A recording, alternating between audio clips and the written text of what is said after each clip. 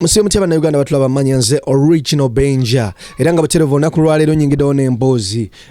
ekwataganako His Excellence Bobi Wine Kyagulanyi President wa Uganda empya emabiga kawe yabadde akava ku nominatingibwa twalabye ffenna abasinga obungi ekyabaddewo emmotoka ye yakubiddwa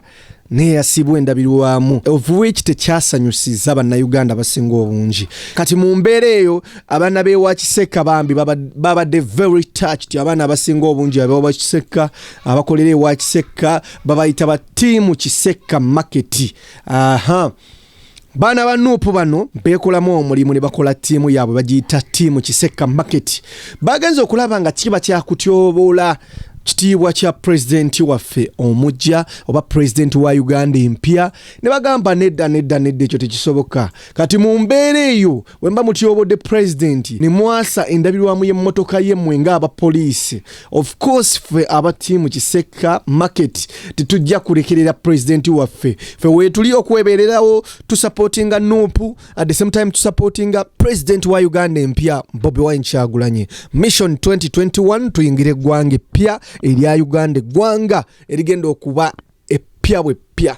kati mu mbeera eyo abaana ba NUP bano aba team Kiseka market bavuddeyo ne bagulira His Excellence Bobi Wine Endabilwamu empya nagamba president waffe tasobola kutambula mu gaali nga Endabilwamu ye bagyonoonye kati mu mbeera eyo katugule ffe katumukolere Endabilwamu empya ku bwereere tulina okugenda mu maaso emirimu gya president girina okugenda mu maaso emmotoka ye oba balowooza nti bagisiranyiza tejja kusiraana emirimu gijja kusigala nga gitambula n'olw'ensonga eyo mu Uganda empya tulina okuba nga tukolera wamu ffenna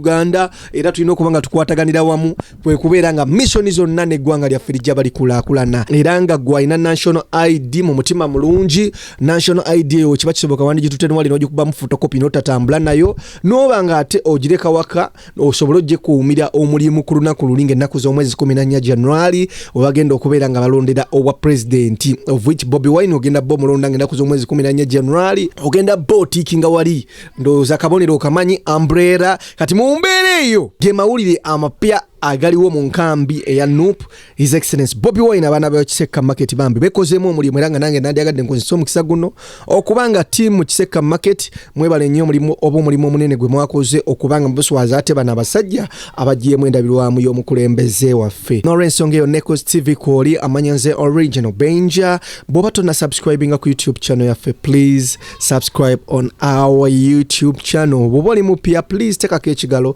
ate ng'obe ng'okilikinga ku button eyo myufu ne kukadde towera bironyiga all kukadde wali wonna noba nga tosubwa updates zonna eza YouTube channel yaffe tubaagaliza olunaku olungi tubaagalanya bana ba NUP mwenna have a blessed day tikula sumulula byonna byansibo wedda sisitira nyiganyiga abalungi mwenna mwekumire ku NEKOZ TV you know what it is subscribe olabe ebisingawo ne original benja tobasuwa.